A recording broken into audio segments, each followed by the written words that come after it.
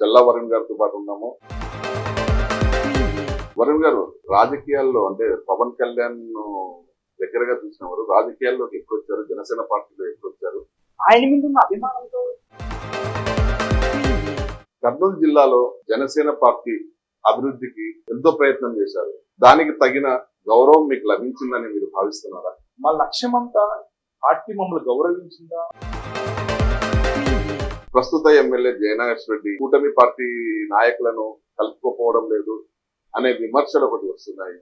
ఆయన గెలవాలనే ప్రయత్నం చేశాం. పవన్ కళ్యాణ్ గారు ఏం చెప్పారో అదే చేసుకుంటూ వెళ్ళాం. స్థానిక ఎమ్మెల్యే జయనాగేశ్వర రెడ్డిని విమర్శించారు. అంటే ఆ ఉద్దేశంతో అతను మిమ్మల్ని దూరం పెడుతున్నారంటారా? అది రాజకీయ విమర్శలాగా ఆయన ఎమ్మెల్యే చెన్నకేశ్వరుడి పైన ఎప్పుడు విమర్శలు చేసిన దాఖలాలు కనిపించలేదు. ఎందుకంటారు? నాకు చెన్నకేశ్వర రెడ్డి గారు కానీ. నమస్కారం, మన తెలుగు టీవీ ముఖాముఖి కార్యక్రమానికి స్వాగతం. ప్రస్తుతం మనం జనసేన నాయకులు పవన్ కళ్యాణ్ ఆశయ సాధన సమితి ఎన్జిఓ స్థాపించి ఉమ్మడి రాష్ట్రంలో విస్తరింపజేయడమే కాకుండా జనసేన పార్టీ రాష్ట్ర మరియు జిల్లా మాజీ సేవాదళ కోఆర్డినేటర్ చల్లా వరుణ్ గారితో పాటు ఉన్నాము. ఆయన రాజకీయ భవిష్య ప్రణాళిక, ప్రస్తుతం ఇక్కడ తెలుగుదేశం పార్టీ గెలుపులో వారి భాగస్వామ్యం ఎంతవరకు ఉంది అన్న విషయాలను వారి మాటలోనే అడిగి తెలుసుకుందాం. నమస్కారం చల్లా వరుణ్ గారు. నమస్కారం. ముందుగా తెలుగు టీవీ, వన్ టీవీ ప్రేక్షకులకి, వాళ్ళ సిబ్బందికి నమస్కారాలు. వరుణ్ గారు, రాజకీయాల్లో అంటే పవన్ కళ్యాణ్ దగ్గరగా చూసినవారు రాజకీయాల్లోకి ఎక్కువ వచ్చారు, జనసేన పార్టీలో ఎక్కువ వచ్చారు. అసలు పార్టీలోకి రావడానికి కారణం ఏమంటారు? పవన్ కళ్యాణ్ గారు స్వతహాగా నేను పవన్ కళ్యాణ్ గారి అభిమానిగా ఉండడం, నేను కూడా తెలుగు సినిమా ఇండస్ట్రీలో ఒక అసిస్టెంట్ డైరెక్టర్గా ప్రొడ్యూసర్గా నేను సుమారుగా ఒక 20 సంవత్సరాలు సినిమా ఇండస్ట్రీలో ఉండడం వల్ల పవన్ కళ్యాణ్ గారిని దగ్గరగా చూసే అవకాశం నాకు కలగడం, ఆయన ఆలోచన విధానము, ఆయన వ్యక్తిత్వము, ప్రజల పట్ల ఆయనకున్న అంకిత భావము, ఇవన్నీ కూడా ప్రజారాజ్యం పార్టీలో ఆయన ఒక యువరాజ్యం అధ్యక్షుడిగా ఉన్నప్పుడు చాలా దగ్గరగా చూడటం జరిగింది. యువరాజ్యంలో అప్పుడున్న తెలంగాణలో పవన్ కళ్యాణ్ గారికి అత్యంత సన్నిహితుడైనటువంటి డాక్టర్ శ్రావణ్ గారు గెలుపు కోసం ఆ రోజు ప్రయత్నం చేశారు. దానివల్ల పవన్ కళ్యాణ్ గారు ఇంకా దగ్గరగా చూసే అవకాశం రావడం, ఆయన మీద ఉన్న అభిమానంతో పవన్ కళ్యాణ్ ఆశయ సాధన సమితి అనే ఒక ఎన్జిఓ పెట్టి నా వంతుగా ప్రజలకు సేవ చేయాలి, నా వంతుగా ఆపదలో ఉన్న వాళ్ళని ఆదుకోవాలని చెప్పి ఒక ఎన్జిఓ పెట్టి ప్రజాసేవ చేయాలని చెప్పేసి ఆ క్రమంలోనే జనసేన పార్టీ ఆవిర్భవించారు. జనసేన పార్టీ ఆవిర్భవించిన తర్వాత ఆయన నాకు జనసేన పార్టీలో సేవా కోఆర్డినేటర్గా, డిస్ట్రిక్ట్ కోఆర్డినేటర్ ఇలా ఆ విధంగా నేను పార్టీలో కావాలని ఆయనకు దగ్గరగా ఆయన ఆలోచనలకు అనుగుణంగా పనిచేయాలని. ఉమ్మడి రాష్ట్రంలో పవన్ కళ్యాణ్ ఆశయ సాధన సమితి అనే ఎన్జిఓను స్థాపించారు.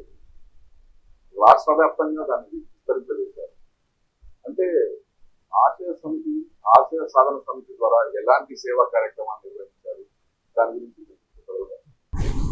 పవన్ కళ్యాణ్ గారి ఆలోచనని జనాలకు తీసుకెళ్లాలనుకున్న క్రమంలో నేను ఒక బ్లైండ్ అనాథాశ్రమం, మామూలు అనాథాశ్రమం, 2 అనాథాశ్రమాన్ని దత్తత తీసుకొని ఫ్రీ ఎడ్యుకేషన్ ఇప్పించాలి అనే ఉద్దేశంతో రాష్ట్ర వ్యాప్తంగా చేశాం. అలాగే అప్పుడున్న ఎయిడ్స్ పేషెంట్లకి మా వంతుగా పవన్ కళ్యాణ్ గారి పేరు మీద సేవా కార్యక్రమాలు కానీ, బ్లడ్ డొనేషన్ కానీ చాలా ప్రతిదీ కూడా మా దృష్టికి ఏదైతే వచ్చిందో అవన్నీ కూడా మేము చేసే ప్రయత్నం చేశాం.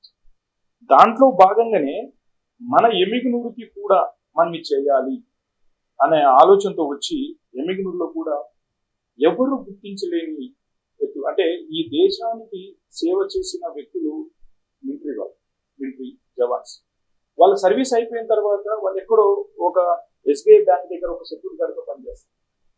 కానీ వాళ్ళు ఈ దేశానికి సేవ చేశారు, మన కోసం ప్రాణాలు అడ్డుపెట్టి బార్డర్లో పనిచేశారు, వాళ్ళకి మినిమం గౌరవం కూడా ఇవ్వలేదు అని ఎక్కడో వచ్చిన ఒక పవన్ కళ్యాణ్ గారి అభిమానిగా ఒక ఆవేదన ఉండేది. దాంట్లో భాగంగానే పవన్ కళ్యాణ్ గారు నోటంట ఎప్పుడు జై జవాన్ జై కిసాన్ అనే మాట రెగ్యులర్ గా మనం వింటూ ఉంటాం. ఆయన ఆలోచనే అది. సో అటువంటి జవాన్ని నేను గౌరవించాలనే ఉద్దేశంతో 1972 నుంచి మన ఆదోని డివిజన్ లో ఎవరెవరైతే మిలిటరీలో పనిచేసి రిటైర్మెంట్ అయిన వ్యక్తులు ఉంటారో వాళ్ళందరినీ కూడా నేను ఎమ్మెగనూరు వేదికగా గౌరవ సన్మానం చేసి వాళ్ళని గౌరవించినప్పుడు వాళ్ళ ఆనందం అంతా ఇంకా కాదు. వాళ్ళని గౌరవించి ఎక్కడో మన బార్డర్ వరకు వెళ్ళి పవన్ కళ్యాణ్ గారి అభిమానులు జనాలు మన రిటైర్మెంట్ జవాన్స్ ని సన్మానించడం చెప్పి చాలా ఆనందంగా పూర్తిస్తున్నారు. సో దాంతో భాగంగా అది చేయడం జరిగింది. ఈరోజు పవన్ కళ్యాణ్ గారు మన రైతులు ఆత్మహత్య చేసుకున్న రైతులకి ఈరోజు ₹1,00,000 ఇస్తున్నారు. కానీ ఆయన ఆలోచన ఇదనే విషయం ఆయన దగ్గరగా చూసిన మాకు ఎప్పటి నుంచో తెలుసు. రైతుల పట్ల పవన్ కళ్యాణ్ గారు ఎలా ఉంటారు, ఆయన ఆలోచన ఏంటో నాకు ముందు తెలుసు. కాబట్టి నేను ఎమ్మిగనూరులో ఆత్మహత్య చేసుకున్న ఎవరైతే కౌలు రైతులు ఉంటారో, ఆత్మహత్య చేసుకున్న చేనేతలు ఎవరైతే ఉంటారో వాళ్ళని పిలిపించి నా వంతుగా ఆ టైంలో ఒక్కొక్కరికి ₹10,000 ఆర్థిక సాయం, చిన్న సాయం అయిండొచ్చు కానీ నా వంతుగా నేను చేయాలి, నా ఎమ్మిగనూరులో ఆత్మహత్య చేసుకున్న రైతులకు నేను అండగా నిలబడాలి, చేనేతలకి అండగా నిలబడాలి అనే ఉద్దేశంతో ఆ రోజు నేను ఆర్థిక సాయం చేయడం జరిగింది. దాంతోపాటు మనకి పెద్ద హాస్పిటల్లో ఈరోజు కలర్ వేయించడం కావచ్చు, హాస్పిటల్కి మార్చర్ రూమ్ లేకపోతే మార్చర్ రూమ్ కట్టించడం కానీ, లోపల ఏసీలు పెట్టించడం కానీ, అట్లాగే హార్ట్ ప్రాబ్లం వచ్చిన పిల్లలకి ఆర్థిక సాయం చేయడం కానీ, నా వంతుగా పవన్ కళ్యాణ్ గారి ఆశయాలని నెరవేర్చాలి, పవన్ కళ్యాణ్ గారి లక్ష్యాన్ని జనాలకి తీసుకెళ్లాలని ఏకైక ఎజెండాతో నేను పనిచేసి అదే విధంగా ఆయన ఆశయాలని జనాలు తీసుకెళ్లే ప్రయత్నం సేవ కార్యక్రమం చేయడం జరిగింది. పవన్ కళ్యాణ్ ఆశయ సాధన సమితి ద్వారా ఎన్నో సేవ కార్యక్రమాలను నిర్వహించారు. దానికి కావాల్సిన ఫండ్ అంటే పవన్ కళ్యాణ్ అభిమానుల నుంచి ఏర్పాటు చేసుకున్నారా, లేకపోతే మీ వ్యక్తిగత సంపాదన నుంచి ఏమన్నా ఏర్పాటు చేసుకున్నాం, మీ వ్యక్తిగత సంపాదన నుంచి వెచ్చించారు? లేదు సార్, ఒకే ఒక ఆలోచనతో మేమున్నాం. నేను ఈ విషయం పవన్ కళ్యాణ్ గారితో అధ్యక్షుడు వారు అడిగారు, నువ్వు ఈ ఎన్జిఓ పెట్టి ఈ సేవా కార్యక్రమాలు చేస్తున్నావు కదా, ఎలా ఫండ్ అని కూడా అడిగారు. ఆయన అడిగినప్పుడు ఆయన ఒకటే మాట, నేను సంపాదించే సంపాదనలో 50% నా కుటుంబానికి, 50% సొసైటీకి మీ పేరు మీద చేయాలనే లక్ష్యంతో నేను పనిచేస్తున్నాను. అదేవిధంగా నేను ఏదైతే సంపాదించానో నా బిజినెస్ లో కావచ్చు, లేకపోతే నేను సంపాదించే సంపాదనలో 50% నా కుటుంబానికి ఇస్తే 50% ఈ సమాజమే నా కుటుంబం అన్న ఉద్దేశంతో నేను ఈ సమాజానికి ఖర్చు పెట్టాను ఆయన పేరు. అంటే ప్రస్తుతం మీకు ఎలాంటి వ్యాపార సంస్థలు ఏర్పాటు చేసుకున్నారు, ఏ వ్యాపార రంగంలో ఉన్నారు, మీ ఆదాయ వనరులు ఎలా ఉన్నాయి? సార్, నా ఆదాయ వనరులు రైస్ మిల్, 2 రైస్ మిల్స్ ఉన్నాయి సార్. హైదరాబాద్ నేను సినిమా ఇండస్ట్రీ ఫైనాన్షియల్ కూడా, తర్వాత బళ్ళారిలో నా మైన్స్ ఉన్నాయి, నా బిజినెస్ అంటే చేస్తాను. కర్నూలు జిల్లాలో జనసేన పార్టీ అభివృద్ధికి ఎంతో ప్రయత్నం చేశారు. దానికి తగిన గౌరవం మీకు లభించిందని మీరు భావిస్తున్నారా? సందర్భం వచ్చింది కాబట్టి చెప్తున్నాను సార్. పవన్ కళ్యాణ్ గారు ఒక పార్టీ స్థాపించినప్పుడు సేవాదల్ అనే ఒక వింగిని ఆయన పెట్టినప్పుడు జస్ట్ ఒక 21 మంది మాత్రమే మేము ఉన్నాం సార్. ఆ రోజు పవన్ కళ్యాణ్ గారు చెప్పిన మాట ఈ రోజుకి మా చెవిలో మారింది. ఆయన అన్నది ఒకటే మాట, పవన్ కళ్యాణ్ అనే వ్యక్తి బతికున్నంత వరకు జనసేన పార్టీ నాతో మీరు 25 సంవత్సరాలు మీరు నడిచే ఓపిక ఎవరికి ఉందో వాళ్ళకి నాతో పోతున్నారు. మీకు ఓపిక లేదా నా నుంచి లేదు. నేను ఒక 25 సంవత్సరాల లక్ష్యంతోనే రాజకీయ పార్టీ పెట్టాను. ఆ విధంగా మీరు నడవాలి అనే వర్షం ఆయన చాలా క్లియర్గా చెప్పారు. మా లక్ష్యం అంతా పార్టీ మమ్మల్ని గౌరవించిందా లేకపోతే గౌరవించలేదా అనేది పక్కన పెడితే మా లక్ష్యం పవన్ కళ్యాణ్ గారు సీఎం చేసుకోవాలి. ఆ దిశగా మా ప్రయత్నం జరగాలి. ఆ దిశగా ప్రయత్నం చేసే క్రమంలో కొన్ని అవమానాలు ఉంటాయి, కొన్ని చిదిరింపులు ఉంటాయి. ఇవన్నీ కూడా మా ముందు అంటే పవన్ కళ్యాణ్ గారి ఆశయం ముందు, పవన్ కళ్యాణ్ గారిని ముఖ్యమంత్రిగా చేయాలనే లక్ష్యం ముందు మాకు ఇవన్నీ చాలా చిన్నది. అంటే పార్టీ గౌరవించిన మన తల్లి, మనం గౌరవించినా తిట్టినా ఏదైనా కానీ తల్లి కాబట్టి నాకు పార్టీ తల్లి లాంటిది. నేను నన్ను గౌరవించిందనే నేను ఫీల్ అవుతున్నాను. పవన్ కళ్యాణ్ కూటమిని అంటే 2 పార్టీలను ఒకటి చేసి ప్రస్తుతం వైసీపీ ప్రభుత్వ అరాచకాలను అరికట్టాలనే ఉద్దేశంతో కూటమిగా ఏర్పాటు చేసుకొని ప్రస్తుతము ఎన్నికల్లో ముందుకు పోయారు. ఎన్నికల్లో గెలుపొందారు. అతనికి ఉప ముఖ్యమంత్రిగా పదవిని కూడా కట్టబెట్టారు. సరైన గౌరవం అందించారు అని మీరు భావిస్తున్నారా? అంటే ఇది పార్టీ అధిష్టాన నిర్ణయం. మేము ఏదైతే అనుకున్నామో సార్, మేము పవన్ కళ్యాణ్ గారిని సీఎం గా చూడాలని చెప్పి అనుకున్నాం. ఆయన ఈ రోజు డిప్యూటీ సీఎం గా అవకాశం వచ్చింది. ఆయన చేస్తున్న మీరు చూస్తారు, ఆయనకు అప్పచెప్పిన ఏ కార్యక్రమాలు కానీ ఆయన మినిస్టర్ వరకు ఎంతవరకు కష్టపడుతున్నారు, ఏ విధంగా కష్టపడుతున్నారు అని మనం చూస్తున్నాం. మా లక్ష్యం ముందు అంటే మేము పవన్ కళ్యాణ్ గారిని సీఎం గా చూడాలన్న దాని ముందు డిప్యూటీ సీఎం అనేది మాకు చిన్నదే. మా లక్ష్యం మాత్రం పవన్ కళ్యాణ్ గారు సీఎం అవ్వాలి. ఆ దిశగా మా ప్రయత్నం చేయాలి. ప్రస్తుతం రాయలసీమ జిల్లాల్లో పార్టీని బలోపేతం చేసేందుకు ఎలాంటి కృషి చేస్తున్నారు? మీ వంతుగా కర్నూలు జిల్లాలో పార్టీ బలోపేతం కోసము ఎలాంటి కార్యక్రమాలు నిర్వహించబోతున్నారు? సార్, ఒకప్పుడు పార్టీలో నేను స్టేట్ ప్లస్ జిల్లా కోఆర్డినేటర్ గా ఉన్నప్పుడు ఆ రోజు అందరినీ ఒక తాటి మీద తీసుకొచ్చి పార్టీ కోసం బలంగా పని చేయాలనే ఆలోచన మేము చేశాం. కానీ ఈ రోజు అలా కాదు. అంటే ప్రతి నియోజకవర్గానికి ఒక ఇన్ఛార్జీలు ఉన్నారు, పాయింట్ ఆఫ్ కాంటాక్ట్ ఉన్నారు. వాళ్ళ పరిధిలోనూ వాళ్ళు పార్టీ కోసం బలం వర్క్ చేస్తున్నారు. మా పరిధి ఏంటి, మాకు ఎంతవరకు పార్టీ కేటాయించింది, ప్రజల్లోకి పవన్ కళ్యాణ్ గారు కావచ్చు, జనసేన పార్టీని ఏ విధంగా తీసుకెళ్లాలనే ప్రయత్నంలోనే మేము పార్టీని బలం చేసే ప్రయత్నం. కర్నూలు జిల్లాలోనే క్యాడర్ బలంగా ఉంది. ఆ బలాన్ని ఇంకొంచెం బలంగా చేసుకోవడానికి మా ప్రయత్నం జరుగుతుంది. ఎమ్మిగనూరు నియోజకవర్గంలో తెలుగుదేశం పార్టీ అభ్యర్థి అంటే కూటమిలో భాగంగా తెలుగుదేశం పార్టీ అభ్యర్థి జయనాథ్ రెడ్డికి టికెట్ కేటాయించారు. కానీ ఆ ఎన్నికల సమయంలో, ఎన్నికల ముందు కూడా అన్ని పార్టీలను అంటే మిత్రపక్షాలైన బీజేపీని కానీ జనసేనను కానీ ఆయన ముందుగా కలుపుకుని పోలేదు. తర్వాత మళ్ళీ కలుపుకుని పోవడానికి కారణమేమి? అంటే మీరు కలవడానికి ఇంట్రెస్ట్ చూపించలేదా, లేకపోతే అతను మిమ్మల్ని పిలవలేదంటారు? ఇక్కడ మాకు పవన్ కళ్యాణ్ గారు ఒకే ఒక మాట చెప్పారు, జనసేన పార్టీ 175 నియోజకవర్గాల్లో పోటీ చేస్తుంది, బీజేపీ పార్టీ 175 నియోజకవర్గాల్లో పోటీ చేస్తుంది, తెలుగుదేశం పార్టీ 175 నియోజకవర్గాల్లో పోటీ చేస్తుంది. మన లక్ష్యం వైసీపీ పార్టీని పంపించడం. మన లక్ష్యం మన కూటమి గెలవాలా, కూటమి అధికారంలోకి రావాలనే ఉద్దేశంతోనే పవన్ కళ్యాణ్ గారు చాలా క్లియర్ గా మాకు ఒక ఇంటిమేషన్ ఇచ్చారు. ప్రతి కార్యకర్తకి, ప్రతి నాయకుడికి ఇంటిమేషన్ ఇచ్చారు. దాంట్లో భాగంగానే ఇప్పుడున్న కూటమి అభ్యర్థి మమ్మల్ని పిలిచినా పిలవకపోయినా మేము కూటమి అభ్యర్థి కోసం పని చేయాలనుకున్నాం, కష్టపడ్డాం, పని చేసాం.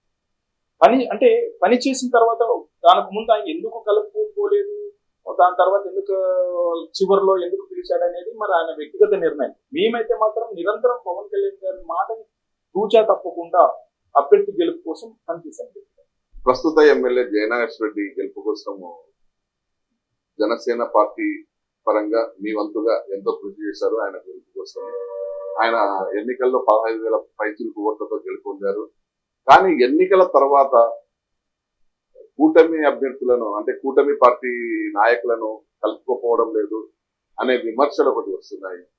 కానీ మీరు అతన్ని వద్దకు వెళ్ళి పార్టీ కార్యక్రమాల్లో పాల్గొనడం లేదా, లేకపోతే ఏదైనా పార్టీ కార్యక్రమాలు నిర్వహించినప్పుడు అతను మీకు ఆహ్వానం పంపడం లేదా? కానీ ఎందుకు మీ పార్టీల మధ్య గ్యాప్ ఏర్పడుతుంది సార్? ఇప్పుడు మేము ఎలక్షన్ ముందు వరకు కూడా ఆయన గెలుపు కోసం ప్రయత్నం చేశాం, ఆయన గెలవాలనే ప్రయత్నం చేశాం. పవన్ కళ్యాణ్ గారు ఏం చెప్పారో అదే చేసుకుంటూ వెళ్ళాం. కానీ గెలిచిన తర్వాత ఆయన ఎందుకు అంటే మా పని అయిపోయింది అంటే మా అవసరం లేదనుకున్నారా మాకు తెలియదు. బిఫోర్ ఎలక్షన్స్ కూడా నన్ను చాలా సార్లు ఆహ్వానించడం జరిగింది. నేను వెళ్ళాను, క్యాడర్ అందరు తీసుకుని వెళ్ళాను ఆయన దగ్గరికి. అందరూ కూడా బలంగా పనిచేద్దామని చెప్పాము, అన్ని చేశారు. కానీ ఆఫ్టర్ ఎలక్షన్ తర్వాత పవన్ కళ్యాణ్ గారు ఏదైతే గ్రామ అభివృద్ధి కోసం కావచ్చు, తర్వాత ఏ కార్యక్రమాలు అయితే చేశారో, గ్రామ స్వరాజ్యం కోసము పల్లె మీటింగ్స్ ఏవైతే పెట్టారో వాటికి కూడా జనసేన పార్టీని ఆహ్వానించకపోవడం అనేది కొంచెం బాధాకరమైన విషయం. ఎందుకు ఆహ్వానించలేదు అనేది ఆయన విజ్ఞతగా వదిలేస్తారు. గతంలో అంటే 2016లో మీరు స్థానిక ఎమ్మెల్యే జయనాథ్ రెడ్డిని విమర్శించారు. అంటే అతను పవన్ కళ్యాణ్ మీద విమర్శలు చేసినప్పుడు మీరు దాన్ని ఖండించారు, అతని పట్ల ప్రెస్ మీట్ పెట్టి విమర్శించారు. అంటే ఆ ఉద్దేశంతో అతను మిమ్మల్ని దూరం పెడుతున్నారంటారా, లేకపోతే నారా లోకేష్ నుంచి మీకు ఒక బీసీ నాయకుడిగా, బీసీ వర్గానికి చెందిన వ్యక్తిగా మిమ్మల్ని మీకు నారా లోకేష్ నుంచి ఆహ్వానం వచ్చినట్టు, అతనితో మీకు నారా లోకేష్ మీతో చర్చించినట్లు ఆ విషయాలు తెలిసి అంటే మీకు పార్టీ టికెట్ కేటాయించడానికి తెలుగుదేశం పార్టీ ఆసక్తి చూపుతూ అతని పార్టీలోకి మిమ్మల్ని నారా లోకేష్ పార్టీలోకి ఆహ్వానించినట్లు విషయాలు తెలుస్తున్నాయి. అంటే దీని గురించి అతన్ని మిమ్మల్ని దూరం పెట్టాలంటారు. సార్ 2016లో పవన్ కళ్యాణ్ గారి మీద, అంటే 2014లోన అప్పుడున్న తెలుగుదేశం పార్టీ అధికారంలోకి రావడానికి మేమందరూ కూడా కృషి చేశాం సార్. ఆ రోజు కూడా చేసిన తర్వాత 2016లో కొంచెం అభిప్రాయ భేదాలు రావడం, ఒక పార్టీ సిద్ధాంతాల పరమైన విభేదాలు రావడం వల్ల జనసేన పార్టీ బయటకు రావడం జరిగింది. అయితే వచ్చిన తర్వాత మా అధ్యక్షులు శ్రీ పవన్ కళ్యాణ్ గారి మీద ఒక ముక్కుపుడి దాడిలాగా, అంటే మాటల దాడి, మన జిల్లాలో అప్పుడున్న కేఈ కృష్ణమూర్తి గారు కావచ్చు, లేకపోతే టీడీపీలో ఉన్న టీజీ వెంకటేష్ గారు కావచ్చు, తర్వాత ఇలాగ మన జయనాగేశ్వర రెడ్డి గారు కూడా ఆయన మాటల దాడి, ఆయన వ్యక్తిగతంగా విమర్శించడం నాకు ఆ టైంలో బాధ అనిపించింది. బాధ అనిపించినప్పుడు డెఫినెట్ గా నా నాయకుడు అన్నప్పుడు నేను విమర్శిస్తాను. నేను ప్రెస్ మీట్లు పెట్టడం జరిగింది. ఆ రోజు నేను జయనాగేశ్వర రెడ్డి గారు విమర్శించడం జరిగింది. అయితే అది ఒక పార్టీ పరమైన, ఒక రాజకీయ సిద్ధాంతాల పరమైన విమర్శ, అది ఒక రాజకీయ విమర్శ. అది రాజకీయ విమర్శలాగా ఆయన చూస్తాడని నేను అనుకుంటా. ఒకవేళ ఆయన అది మనసులో పెట్టుకొని అలా చేస్తారని మాత్రం నేను అనుకోవట్లేదు. అంటే నారా లోకేష్ నుంచి మీకు ఆహ్వానం వచ్చినట్లు, ఒక పార్టీలోకి ఆహ్వానం ఇచ్చినట్లు మిమ్మల్ని విషయాలు తెలుస్తున్నాయి. దాని పట్ల మీరు సార్, ఇప్పుడు పార్టీలో ఒక రాజకీయ నాయకుడిని చాలా మంది ఆహ్వానిస్తారు సార్. నాకు 2019లో జగన్మోహన్ రెడ్డి గారి దగ్గర నుంచి, ఆయన ప్రతిపక్ష నాయకుడిగా ఉన్నప్పుడు జగన్మోహన్ రెడ్డి గారు కర్నూలుకి వస్తే ఆ రోజు నాకు ఆహ్వానం వచ్చింది వైసీపీలోకి రమ్మని 2019లో. 2024లో అలాగే ఇప్పుడు తెలుగుదేశం పార్టీ నుంచి ఆఫర్స్ వచ్చాయి. నువ్వు ఏదో తెలుగుదేశం పార్టీలోకి వస్తే ఏదో టికెట్ వస్తుంది. కాదు సార్, ఇది ఈ రోజు నన్ను జగన్మోహన్ రెడ్డి నన్ను ఆహ్వానించినా, లేకపోతే నారా లోకేష్ గారు నన్ను ఆహ్వానించినా, దీని అంతటి కారణం ఎవరు? మా అధ్యక్షుడు శ్రీ పవన్ కళ్యాణ్ గారు. నాకు ఈ రోజు వీళ్ళు నన్ను గుర్తించారంటే వీళ్ళకన్నా ముందు నన్ను నా నాయకుడు గుర్తించాడు. నా నాయకుడు గుర్తించాడు కాబట్టి నాకు ఈ రోజు ఆ పొజిషన్ ఇచ్చాడు కాబట్టి ఈ రోజు నన్ను వాళ్ళు గుర్తించారు. బట్ వాళ్ళ రాజకీయ పార్టీలో ఆహ్వానాలు కామన్ సార్. మా లక్ష్యం ఒకటే, పార్టీ, మా జనసేన పార్టీలో మా పవన్ కళ్యాణ్ గారి కోసమే మేము పనిచేస్తాం సార్. వాస్తవాలు మాట్లాడుకోవాల్సి వస్తే పవన్ కళ్యాణ్ గారు, మీరు ఇందాక జగన్మోహన్ రెడ్డి గారు విమర్శించారని, నా కుటుంబ సభ్యులు కూడా నా పవన్ కళ్యాణ్ గారిని విమర్శిస్తే నాకు శత్రువులే సార్. పవన్ కళ్యాణ్ గారిని ఎవరైతే విమర్శిస్తారో వాళ్ళు నా దృష్టిలో శత్రువులే, నా వ్యక్తిగతంగా. ఆ విధంగా అందరి మీద మాట్లాడుతారు. అంటే పార్టీ సిద్ధాంత పరంగా నేను విమర్శిస్తాను అని అంటున్నారు. కానీ మొదటి నుండి పవన్ కళ్యాణ్, జనసేన అధినేత పవన్ కళ్యాణ్ వైసీపీ పార్టీకి వ్యతిరేకంగానే మాట్లాడుతున్నారు, జగన్ ప్రభుత్వానికి వ్యతిరేకంగా మాట్లాడుతున్నారు. కానీ ఏనాడు కూడా మీరు స్థానిక వైసీపీ ఎమ్మెల్యే గురించి విమర్శలు చేసిన దాఖలాలు కనిపించలేదు. ఎందుకంటారు?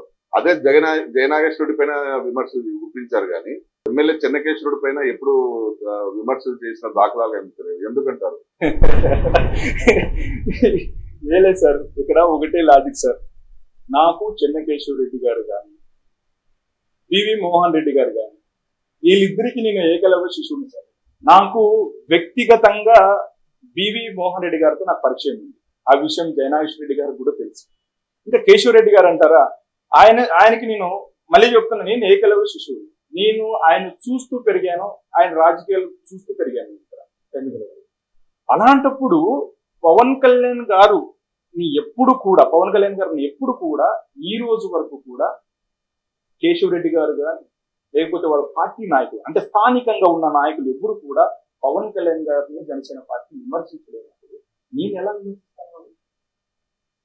జయనాగేశ్వర రెడ్డి గారు పవన్ కళ్యాణ్ గారు విమర్శించారు కాబట్టి ఆ టైంలో నేను ఆయన విమర్శించాను. రెండోది విషయం సార్, నాకు ఇక్కడ స్థానికంగా ఉండే రాజకీయ నాయకులతో పార్టీలకు అతీతంగా నాకు సంబంధాలు. నేను జనసేన పార్టీలో మీ నాయకుడు కాకముందు నుంచి కూడా వాళ్ళతో నాకు పరిచయాలు ఉన్నాయి. పరిచయాలు ఉన్నంత మాత్రాన వాళ్ళ పార్టీని ఏదో అంటారంటే నేను ఎందుకు ఉంటాను? నా పార్టీని విమర్శించే వాళ్ళు ఎవరైనా నా దృష్టిలో నాకు శత్రువులే. పవన్ కళ్యాణ్ గారిని విమర్శించే వాళ్ళు ఎవరైనా నాకు శత్రువులే, ఇంక్లూడింగ్ నా కుటుంబ సభ్యులతో సహా. ఎమ్మెల్యేగా తను ఎప్పుడు పవన్ కళ్యాణ్ విమర్శించలేదంటారు. సరే, ఆ విషయాన్ని పక్కన పెడదాం. ముఖ్యంగా జనసేన పార్టీలో ఎమ్మిగనూరు నియోజకవర్గంలో గ్రూప్ తగాదాలు ఉన్నాయి అనేది విమర్శలు ఉన్నాయి. ఇక్కడే 3-4 గ్రూపులుగా ఉన్నాయి, చీలిపోయాయి అని అంటున్నారు. దాని గురించి మీరేమంటారు? పార్టీలో గ్రూపులు అనేది సహజం సార్. ప్రతి రాజకీయ పార్టీలో గ్రూపులు ఉంటాయి, కానీ ఆ గ్రూపుల వల్ల పార్టీకి లాభమా నష్టమా అనేదే ఇంపార్టెంట్ సార్. అది ఏదైనా ఆ పార్టీకి నష్టమైనా లాభమా అనే దాన్ని పార్టీ అధిష్టానం చూసుకుంటుంది. ఆ గ్రూపుల్ని ఎలా కట్టడి చేయాలో కూడా అధిష్టానం చూసుకుంటుంది. స్థానికంగా పార్టీని బలోపేతం చేయడానికి మీరు ఎలాంటి కార్యక్రమాలు చేపట్టారు? సార్ స్థానికంగా ఈ రోజు ప్రతి పవన్ కళ్యాణ్ గారి అభిమాని కావచ్చు, జనసేన కార్యకర్త కావచ్చు, పవన్ కళ్యాణ్ గారి లక్ష్యాన్ని జనాలకు తీసుకెళ్లే ప్రయత్నంలో ఈ రోజు మేము అధికారంలో ఉన్నాం కాబట్టి పవన్ కళ్యాణ్ గారు ఏదేదైతే ప్రభుత్వంలో ఆయన చేసిన మంచి ఉందో అవన్నీ ప్రజలకు చేర్చే విధంగా నేను ప్రయత్నం చేస్తూ నిరంతరం పవన్ కళ్యాణ్ గారు ఏదేది ప్రజలకు చేశారో ప్రజల పట్ల ఆయనకున్న అంకిత భావం ఏంటని చెప్పి ప్రజలు చెప్పి ప్రజల నుంచి పాజిటివ్ వైబ్స్ వచ్చేలాగా మా ప్రయత్నం అంటే జరుగుతుంది. ఎమ్మెల్యే నియోజకవర్గంలో వైఎస్ జగన్మోహన్ రెడ్డి పర్యటించినప్పుడు ఆయన పర్యటన మీరు అడ్డుకున్నారు, ప్లస్ దిష్టి బొమ్మను కూడా దహనం చేశారు. ఎందుకని కార్యక్రమం చేపట్టారు? ఎస్ సార్, దీని గురించి ఆ టైంలో నాకు ఎస్పీ గారి దగ్గర నుంచి కావచ్చు, ఇక్కడ లోకల్ ఉన్న స్థానికంగా సిఐ గారు వీళ్ళందరూ కూడా నాకు గట్టిగా వార్నింగ్ ఇవ్వడం కూడా జరిగింది. రాష్ట్రంలో ఎక్కడ లేని విధంగా మొట్టమొదటిసారిగా మన జగన్మోహన్ రెడ్డి దిష్టి బొమ్మ దగ్ధం చేశారు, మీరు ఏ విధంగా చేశారు అని చెప్పేసి కూడా మాట్లాడారు. అంటే పవన్ కళ్యాణ్ గారు ఒక ముఖ్యమంత్రి స్థాయిలో ఉన్న వ్యక్తి, జగన్మోహన్ రెడ్డి ఒక ముఖ్యమంత్రి స్థాయిలో ఉన్న వ్యక్తి పవన్ కళ్యాణ్ గారిని పదే పదే ఆయన వ్యక్తిగత జీవితం గురించి మాట్లాడుతూ భార్యలని కార్లతో పోలుస్తూ వ్యక్తిగతంగా విమర్శించినప్పుడు కొంచెం మా నాయకుని కొంచెం బాధ అనిపించింది. అదే విధంగా ఆయన మీద రెక్కి నిర్వహించారని లేకపోతే ఇవన్నీ అప్పుడేదో మీడియాలో కథనాలు వచ్చినప్పుడు స్పందించడం జరిగింది. దానివల్ల మేము ఆయన మీద దిష్టి బొమ్మ దగ్ధం చేయడం జరిగింది. దానివల్ల నాకు కొంచెం ప్రాబ్లం అయింది తర్వాత విషయం. రెండోది, ఆయన ఎమ్మిగనూరు నియోజకవర్గానికి వచ్చినప్పుడు అడ్డుకున్న మాట వాస్తవం. ఎందుకోసం అడ్డుకున్నామంటే ఆయన ఎమ్మిగనూరులోనూ పాదయాత్ర చేస్తూ వెళ్తున్నప్పుడు ఎమ్మిగనూరుకి ఒక స్ట్రక్చరల్ పార్క్ గురించి కావచ్చు, ఎమ్మిగనూరు అభివృద్ధికి ఆయన ఏమేమైతే హామీలు ఇచ్చాడో ఆ హామీలు నెరవేర్చకుండా ఈ 5 సంవత్సరాలు గడిపేసి ఈ రోజు ఎలక్షన్ మీటింగ్ కోసం నువ్వు ఎలా వస్తావు ఎమ్మిగనూరుకి అన్న ఉద్దేశంతో జగన్మోహన్ రెడ్డిని అడ్డుకున్న మాట వాస్తవం.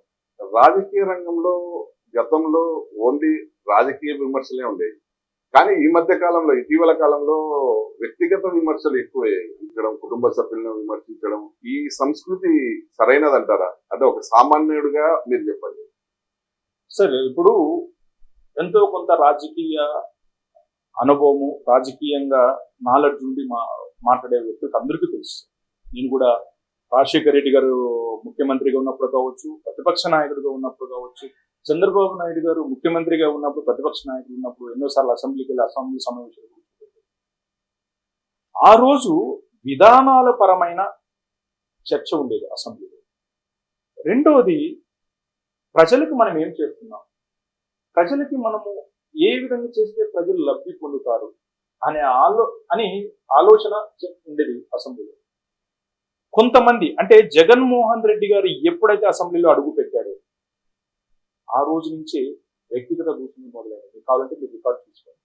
ఒక రోజా కావచ్చు, లేకపోతే ఒక కొడాలి నాని కావచ్చు, వీళ్ళందరూ కూడా ఏ రోజైతే కరెక్ట్ గా మాట్లాడుకోవచ్చు, రోజా తర్వాత రోజా ముందు, రోజా అసెంబ్లీకి పోయిన తర్వాత అసెంబ్లీ పోకముందు అన్నట్టు మాట్లాడుకోవచ్చు. ఏ రోజైతే ఇటువంటి వ్యక్తులు అసెంబ్లీకి వెళ్ళారో ఆ రోజే స్టార్ట్ అయింది వ్యక్తిగత దూషణలు కావచ్చు, కుటుంబాల అంటే రాజకీయాలకు సంబంధం లేని కుటుంబాలను కూడా బయటకు తీసుకొచ్చే సిచ్యువేషన్ ఏర్పడింది. దురదృష్టకరం. అది పోవాలి. దానికి ప్రణాళికే ఈ రోజు అసెంబ్లీ చూస్తున్నాం మనం. ఎక్కడైనా వ్యక్తిగత విమర్శ ఉందా? ఎక్కడ వ్యక్తిగత విమర్శ లేదు. సమస్యల మీద, పాలసీల మీద ఇవే డిస్కషన్ జరుగుతుంది. అది కాదు సార్, ప్రజలకు కావాలి. కొన్ని లక్షల కోట్లు ఖర్చు పెట్టి ఈ రోజు మనకు అసెంబ్లీ జరుగుతుంది. ప్రజాధనంతో వెళ్ళిపోయి అసెంబ్లీలో కొట్టుకోవడానికి తిట్టుకోవడానికి కాదు కదా. సో ఈ రోజు పవన్ కళ్యాణ్ గారు మా అధ్యక్షులు ఏ రోజైతే వెళ్ళారో ఆ రోజు నుంచి క్రమశిక్షణతోన అసెంబ్లీ ఎలా నడవాలి, ప్రజలకి మనం ఇక్కడ ప్రజల డబ్బుతో ఇక్కడ కూర్చుంటున్నాం, వాళ్ళకి ఏ విధంగా ప్రజలకి మనం న్యాయం చేయాలనే ఒకే ఒక ఆలోచనతో ఈ రోజు అసెంబ్లీ జరుగుతుంది. చూస్తుంటే చాలా సంతోషం. ముఖ్యంగా ప్రతిపక్ష పార్టీ ఎమ్మెల్యేలు లేనందువల్లే ఇది పీస్ఫుల్ గా అసెంబ్లీ జరుగుతుందేమో అనుకోవచ్చు కదా. ప్రతిపక్ష నాయకులు ఎమ్మెల్యేలు ఉన్నారు కదా సార్. ఇప్పుడు మొన్నటి వరకు శాసన మండలిలో ఉన్నారు సార్. ఎమ్మెల్సీలు అందరూ శాసన మండలిలో కూర్చున్నారు. ఇక్కడ అక్కడ జరుగుతుంది కదా సార్. ఇప్పుడు కూడా అక్కడ జరుగుతున్నాయి. ఆఖరికి నిన్న జరిగిన అసెంబ్లీ సెక్షన్స్ లో మండలిలో చాలా క్లియర్ గా చైర్మన్ గారు కూడా టీడీపీ సభ్యులు కూడా నోరు జారితే మందలించడం జరిగింది. అది కదా సార్ క్రమశిక్షణ అంటే. గతంలో మీరు 2019 నుంచి 2024 మధ్య కావచ్చు, వైఎస్ జగన్మోహన్ రెడ్డి పైన అనేక విమర్శలు చేశారు. దీనిపై మీకు బెదిరింపు కాల్స్ వచ్చాయి. ఒక జిల్లాకు చెందిన ఒక యువనేత నుంచి మిమ్మల్ని చంపుతామంటూ కూడా బెదిరించారు. దాన్ని ఎలా స్వీకరించారు? దాన్ని ఎలా ఎదుర్కొన్నారు మీరు? జిల్లాకు సంబంధించిన ఎవరు సార్ బైరెడ్డి సిద్ధార్థ రెడ్డి. నేనంటాను ఆక రౌడీ గల్లీ రౌడీ అని నేను అంటాను. అంటే ఈ ఆక రౌడీలు కూడా భయపడే సిచ్యువేషన్ లో నేను లేను. ఆక రౌడీలు భయపడిస్తే రాజకీయాలకి భయపడిపోవాల్సినంత అవసరం కూడా లేదు సార్. తర్వాత ఓకే, ఆయనకు తెలుసా తెలీదో నాకు తెలియదు, కానీ సిద్ధార్థ రెడ్డి మనుషులు కావచ్చు, తర్వాత కర్నూలు ఎమ్మెల్యే హఫీజ్ ఖాన్ మనుషులు కావచ్చు, చంపేస్తాం అది అని చెప్పేసి కొంచెం గట్టిగానే మాట్లాడడం జరిగింది. నేను కూడా అదే దీటుగా సమాధానం చెప్పాను. ఇంకా ఆఖరికి రమ్మని చెప్పి నా అడ్రస్ కూడా పెట్టాను సార్. వాళ్ళకి నా అడ్రస్ కూడా టెక్స్ట్ చేశారు, రండి రా అని చెప్పేసి నేను కూడా టెక్స్ట్ చేశాను. సో ఈ ఆక రౌడీలు గల్లీల రౌడీలు భయపడిస్తేనే రాజకీయాలు రావే సార్, భయపడే ప్రసక్తే లేదు. పవన్ కళ్యాణ్ గారు మాకు నేర్పించి పంపించింది అదే సార్. నేను ఏదో అవకాశాల కోసం రాజకీయాల్లోకి వచ్చిన నాయకుడు కాదు, పవన్ కళ్యాణ్ ఆశయాల కోసం వచ్చిన నాయకుడు.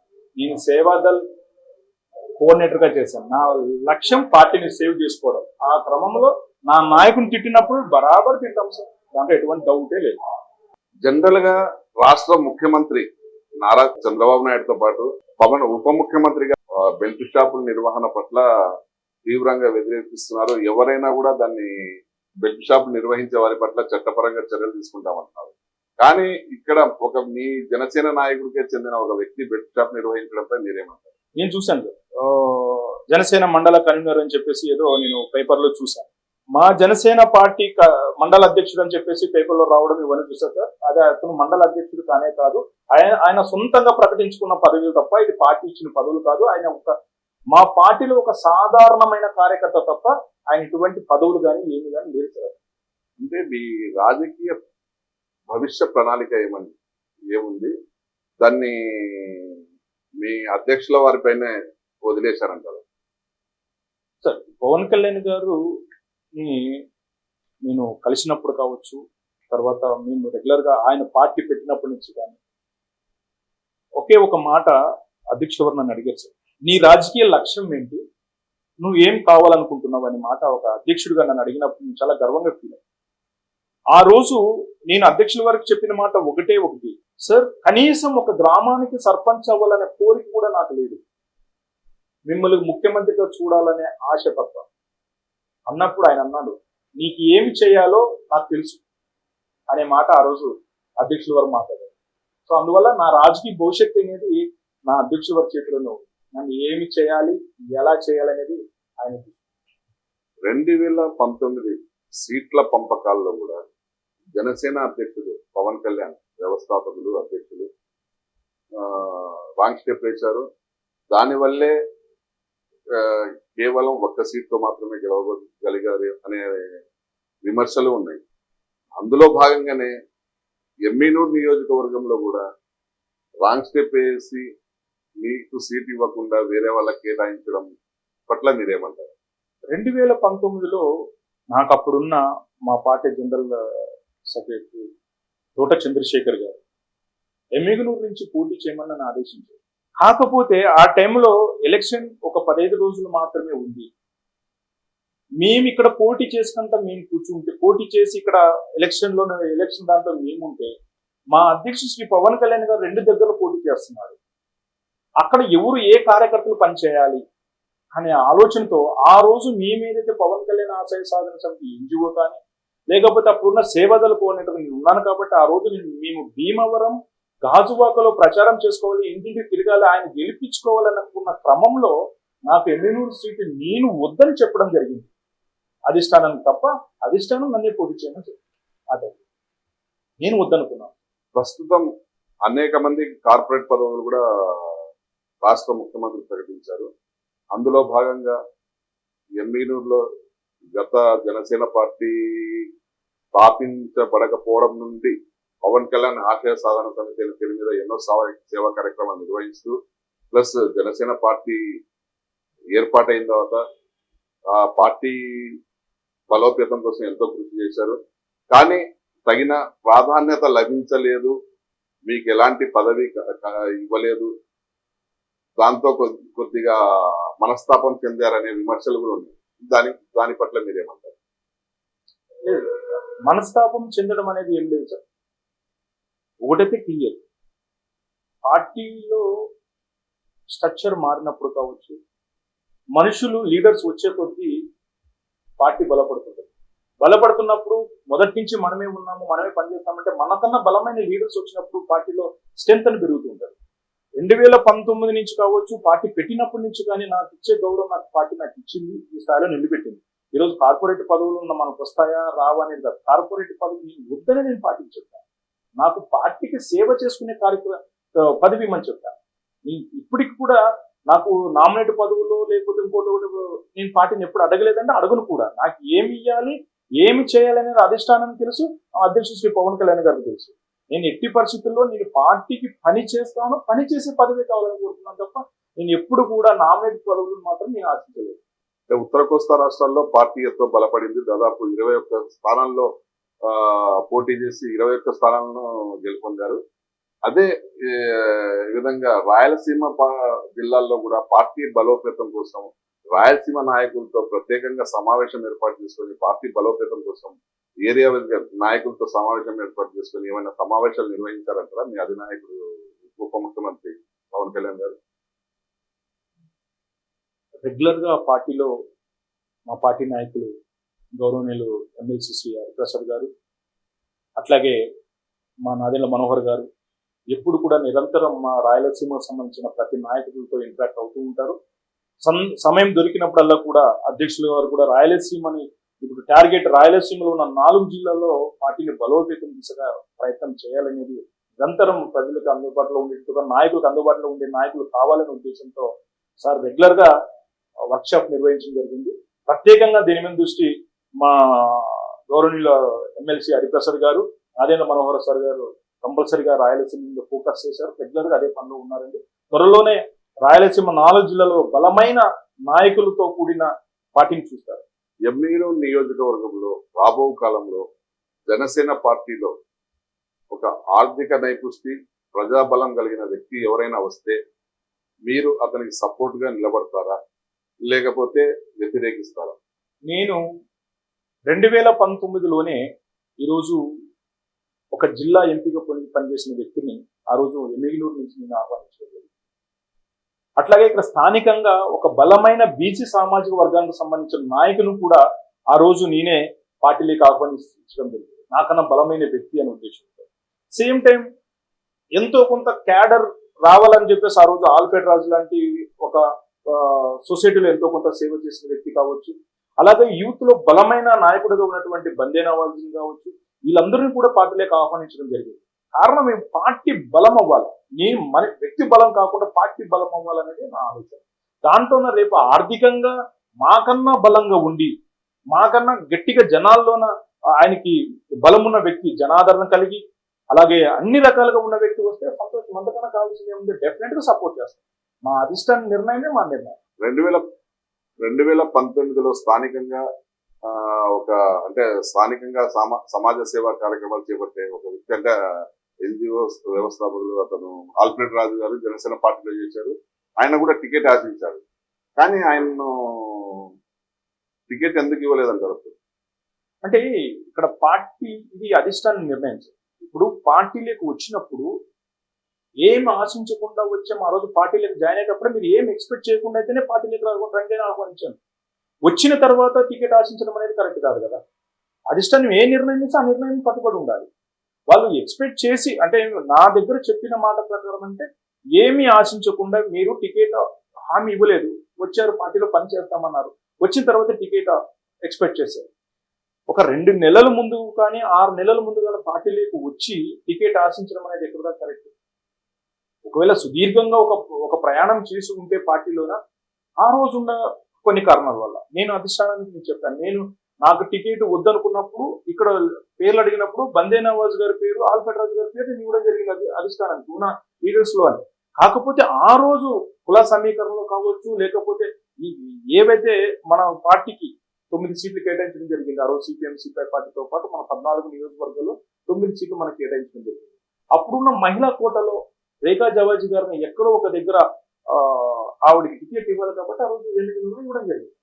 అంటే జనసేన పార్టీ అంటే స్థానికంగా కానీ కర్నూలు జిల్లాలో కానీ ఒక చల్లా వరుణ్ పేరు తప్ప ఎవరిది వినపడటం లేదు. ఎందుకని అంటే పార్టీని అందరిని అందరినీ కలుపుకొని పోవడం లేదా, అందరు కలుపుకొని మీరు ఉమ్మడిగా పార్టీ కార్యక్రమాలు నిర్వహించడం లేదంటారా? కొంతమంది పార్టీ కార్యక్రమాలకు కూడా దూరంగా ఉంటున్నారు. గతంలో పార్టీలో నిలబడి ఈ స్థానం నుంచి పోటీ చేసిన రేఖ గారు కూడా కొంతకాలంగా పార్టీకి దూరంగా ఉంటున్నారు. ఎందుకని క్లాషెస్ అంటారు? లేదండి, అదేం లేదు. ఈరోజు కర్నూలు జిల్లాలో అందరూ నాయకులు అప్పటికి ఇప్పటికి, ఇప్పుడు మాకున్న జిల్లా నాయకుడు సురేష్ బాబు కావచ్చు, లేకపోతే అక్కడున్న అందరు పిఓసీలు 14 నియోజకవర్గాల్లో మాకు ఈరోజు పిఓసీలు ఉన్నారు.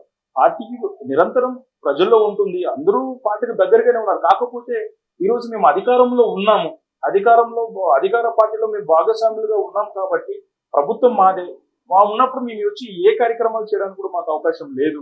సో అందువల్ల మేము అందరూ కూడా పార్టీ కోసం, పార్టీ కార్యక్రమాలు నిరంతరం ఏదైతే ప్రభుత్వం పిలుపునిచ్చే ప్రతి కార్యక్రమంలో మేము పాల్గొంటున్నాం జరుగుతుంది.